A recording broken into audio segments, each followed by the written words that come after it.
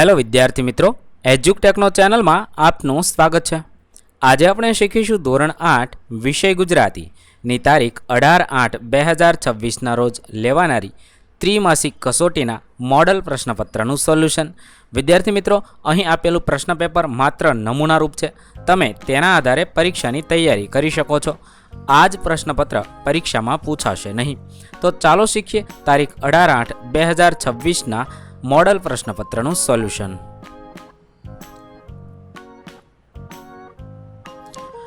અહીં આપેલું પ્રશ્નપત્ર 40 ગુણનું રહેશે।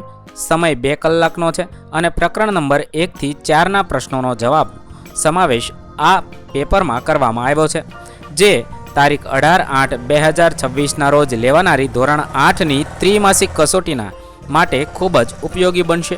તો ચાલો જોઈએ પ્રશ્નોના જવાબ। પ્રશ્ન નંબર 1, સાચો વિકલ્પ પસંદ કરીને જવાબ આપો। 1, એમની સાડી અસલ જામનગરી બાંધણીની છાપ ઉપસાવી। તેના માટે 4 ઓપ્શન છે। ઉપસાવી પછી શું લખી શકાય? રહ્યો છે, રહ્યું છે, રહી છે કે રહ્યું હતું? સાચો જવાબ થશે સી, રહી છે। સવાલ નંબર 2, હાલ તો તેની ઉપર નિદ્રા રાણીનો પ્રભાવ વર્તાઈ રહ્યો છે। રેખાંકિત શબ્દનો અર્થ કયો હશે? અહીંયા વર્તાઈ રહ્યો છે તેના નીચે લીટી કરેલી છે, તો તેનો આ 4માંથી કયો અર્થ થાય? જવાબ થશે સી, દેખાઈ રહ્યો છે। 3, આપણા માવતરે આવા મગતરા સાથે ફોડી લેવાનું ભણાવ્યું છે। લાગુ પડતા વાક્ય સામે ખરાની નિશાની કરો। 4 ઓપ્શન છે। સાચો જવાબ થશે ડી, આપણા મા બાપ આપણને ડરવાનું નહીં પણ લડવાનું શીખવ્યું છે। 4, છતાંય રાણાએ ફરીવાર દરખાસ્ત મૂકી કે આપણે વાવનગરને ફરતે ગઢ બનાવી લઈએ તો? આ કેવું? આમાં રાણાએ શું કર્યું કહેવાય? વિનંતી, આદેશ, સહમતિ કે આજ્ઞા? જવાબ થશે એ, વિનંતી કરી કહેવાય। ત્યારબાદ પ્રશ્ન નંબર 2, નીચે આપેલા વિકલ્પોમાંથી ખોટો વિકલ્પ છે કે વાક્ય સાચું બનાવીને લખો। 1, મેં ક્યારનાય તેમને ત્યાં મોકલી દીધા છે અથવા મોકલી લીધા છે। તો આ બંનેમાંથી જે ખોટું છે ને એ ચેકવાનું છે। તો ખોટું લીધા છે, દીધા છે એવું આવે અને વાક્ય ફરીવાર લખીશું, મેં ક્યારનાય તેમને ત્યાં મોકલી દીધા છે। બીજું છે, પ્રારંભથી જ પ્રકૃતિ અને ધર્મ ચિત્રકલાના કેન્દ્ર તરીકે રહ્યા છે અને થયા છે। તો થયા છે એના ઉપર લીટી કરીશું, વાક્ય ફરીવાર લખીશું, પ્રારંભથી જ પ્રકૃતિ અને ધર્મ ચિત્રકલાના કેન્દ્ર તરીકે રહ્યા છે। પ્રશ્ન નંબર 3, યોગ્ય વિકલ્પ પસંદ કરી ખાલી જગ્યા પૂરો। અહીંયા કૌંસમાં કેટલાક શબ્દ આપેલા છે, તો આપણે ફકરાની અંદર ખાલી જગ્યા પૂરવાની છે અને લખવાની છે। નદીના કિનારા પર ગોવિંદનું ખેતર હતું। ગોવિંદના પિતા રઘુનાથ મહારાજ રાજપુરમાં મશહૂર પુરુષ લેખાતા।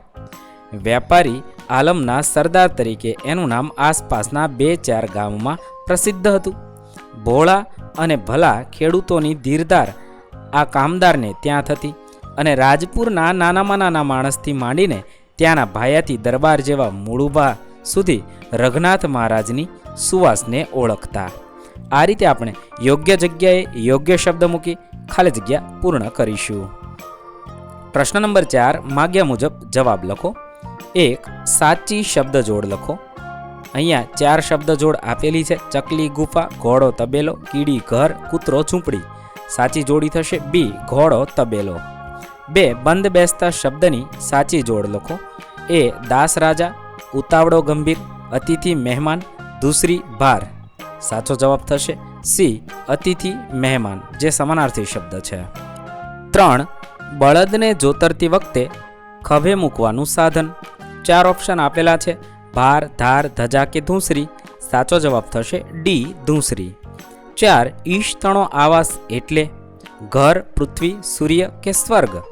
અહીંયા ઈશતણો આવાસ એટલે કે ઈશ્વરે આપેલો આવાસ એટલે પૃથ્વી થશે।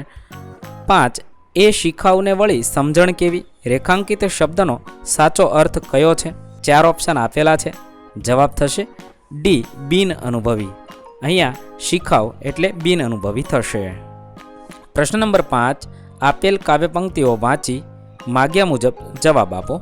અહીંયા એક કાવ્ય પંક્તિઓ આપી છે, મંદિર તારું વિશ્વ રૂપાળું, સુંદર સર્જન હારા રે, પળ પળ તારા દર્શન થાય, દેખે દેખણ હારા।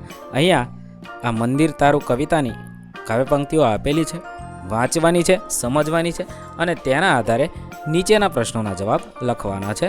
1. મંદિર તારું વિશ્વ રૂપાળું. તેના માટે 3 ઓપ્શન આપેલા છે. સાચો જવાબ થશે આખી દુનિયા એક મંદિર જ છે. બીજું છે પળ પળ તારા દર્શન થાય દેખે દેખણ હારા રે. 3 ઓપ્શન આપેલા છે. સાચો જવાબ થશે બી, જેને જોતા આવડે તેને તો બધે ઈશ્વર દેખાય છે.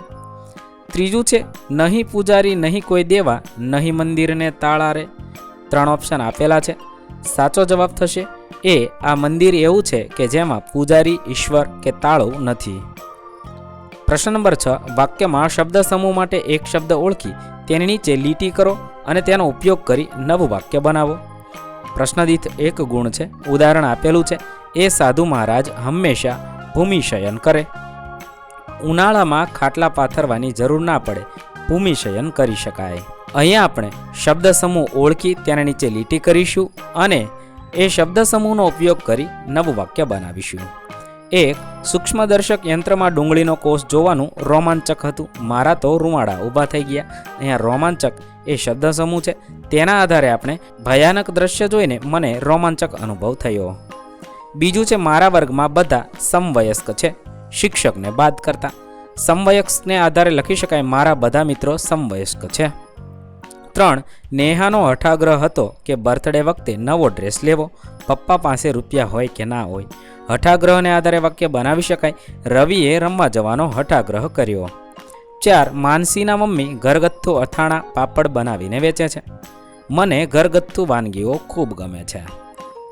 પ્રશ્ન નંબર 7. ફકરા પરથી પ્રશ્નોના જવાબ લખો. અહીંયા એક ફકરો આપેલો છે જે કાકા સાહેબ કાલેલકરનો છે. વાંચવાનો છે, સમજવાનો છે. તેના આધારે નીચેના પ્રશ્નોના જવાબ લખવાના છે. 1. કાકા સાહેબ ભર બપોરે બજારમાં કેમ ગયા?